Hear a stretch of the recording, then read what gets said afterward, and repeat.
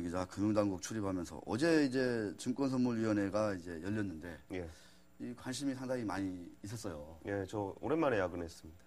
오랜만에. 예, 뭐 제가 보통 야근할 일이 별로 없는 게 금융시장에서 저녁에 일이 발생했다는 거는 정말 치명적인 사건이 아니고서는 그러니까요. 뭐 그러니까 되게 오랜 연차의 선배한테 말씀 들어보니까 자기가 야근을 몇 번 해본 적이 없는데 그 중에 한 번이 IMF 때.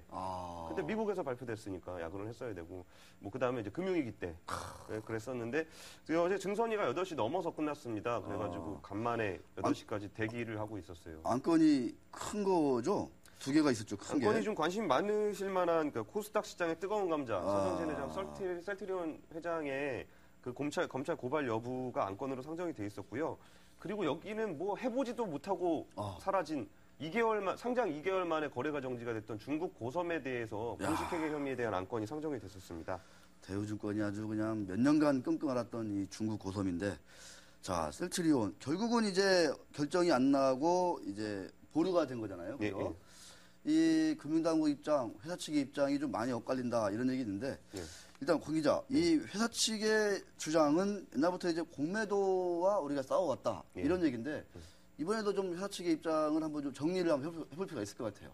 근데 회사 측의 입장을 간단하게 정리를 드리면은 이게 그 시장 참가자들과 기업가들의 어떤 관점의 차이인 것 같아요. 그러면서 강조했던 게 일부 실수가 있었던 부분은 있었지만 그 부분 자체가 이제 투자자의 가치를 제고하고 기업을 성장시키기 위한 어떤 그런 노력들을 하다가 일부 약간의 실수가 있었다. 이거를 이제 불공정 거래 주가 조작으로 봐서 이렇게 도덕적으로 폄하하는 거는 좀 안 했으면 좋겠다라는 얘기를 좀 들었어요. 그렇군요. 예.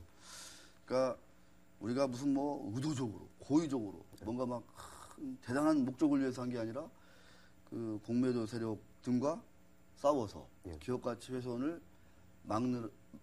막기 위해서 열심히 싸워왔다. 뭐 이런 얘기겠죠. 그렇죠. 그리고 이제 꼭 그게 뭐 주가 부분, 그러니까 우리가 주가를 그냥 일반적인 주가는 가격이라고만 생각을 하시는데 거기에 연동된 재무 구조가 연동된 게 굉장히 많거든요. 그러니까 이제 자사주를 매입하거나 하는 방식으로 공매도 세력에 저항을 했던 건데 공매도 세력의 주가가 떨어질 경우에 회사가 불안정해질 수 있기 때문에 그거를 방어하기 위한 차원에서 뭐 자사주 매입이라든지 무상증자를 진행을 했지 이거를 가지고 뭐 시세를 조종을 하거나 그걸 가지고 차익을 보려고 그랬던 건 아니었다는 게 좀 회사 측의 입장입니다. 그러니까 저는 참 안타까운 게 셀트리온은 코스닥 시장 1위 종목이잖아요. 1위 종목인데 1위 종목이 지금 중선이 올라가가지고 뭐 시세종이 있냐 없냐 이런 논란이 생기는 것 자체가 저는 너무 안타깝더라고요. 어쩌다가 일이 여기까지 왔는지 너무너무 안타깝기도 하고 결국은 이제 다음 그 중선이라고 해야 되나요? 언제쯤 좀 이제 예정이 돼 있나요, 이제?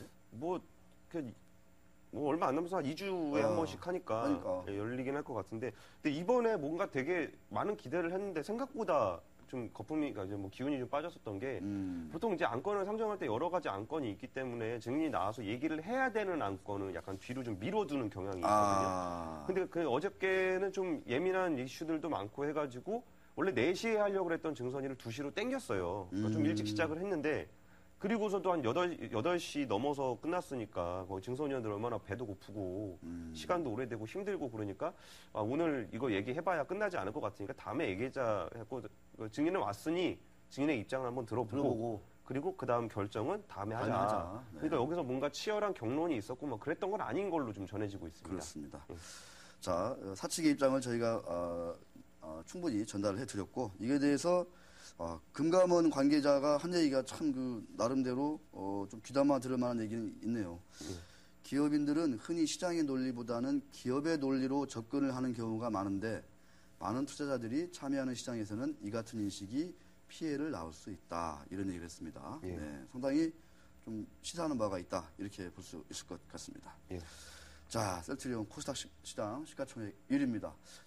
지금 이제 매각하겠다 그런 상황이잖아요. 그래서 이런 이슈, 논란들이 좀 조기에 좀 정리가 되고 해서 그 대주주나 경영진 또는 임직원들이 좀 하든 추진하는 어떤 매각이라든가 뭐 어떤 미국에서의 어떤 신약 시밀러 어떤 승인 이런 것들이 좀 잘 됐으면 좋겠어요, 사실은. 우리나라라든가 우리 시장을 생각하면.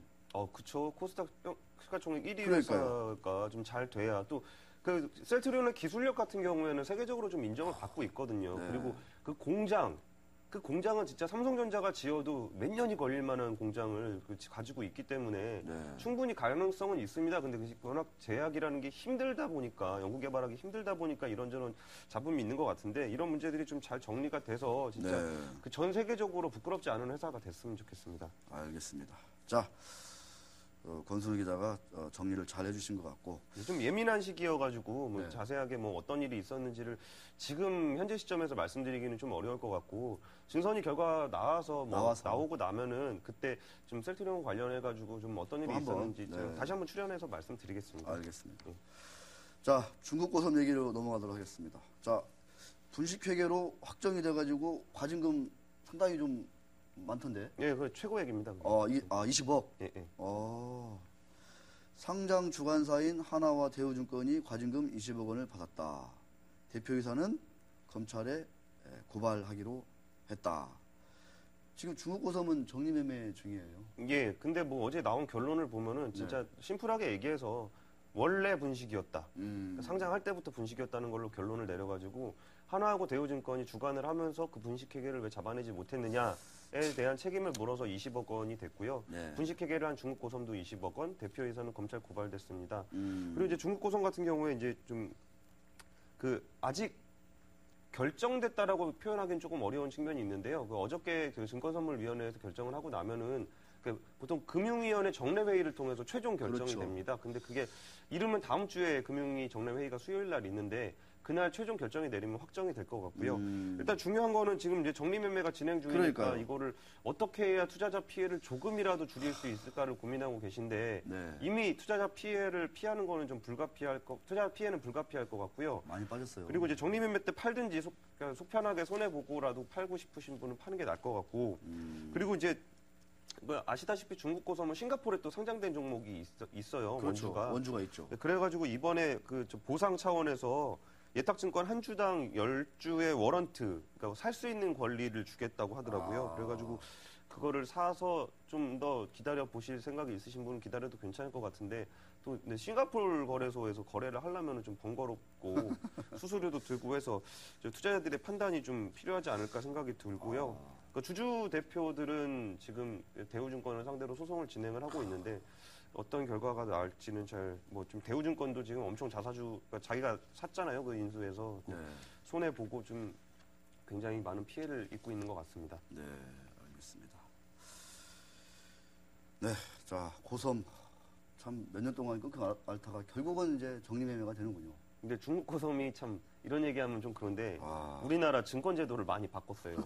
공시를 몇 시에 할 것이냐 바뀌고 우리나라가 글로벌 거래소를 지향하지만 외국 DR을 사가지고 와가지고 그걸 어떻게 공시를 할 것인지 그런 거에 대한 고민이 엄청나게 많았거든요. 싱가포르 장은 9시 반에 열고 우리 장은 9시에 여는데 공시는 어느 타이밍에 맞춰서 할 거냐 뭐 이런 얘기들도 있었고 많이 정리가 됐기 때문에 우리가 또 피해를 입으면은 또 그걸로만 그치는 게 아니고 실패해서 비용을 지불했으면 그만큼 충분히 많이 배워서 다음부터는 이런 일이 없도록 좀 교육이 잘 됐으면 하는 바람이 있습니다. 그렇습니다. 거래소도 많이 배우고 대우증권도 많이 배우고 참 수업료는 많이 냈지만 또 배우는 건 또 있었던 것 같습니다.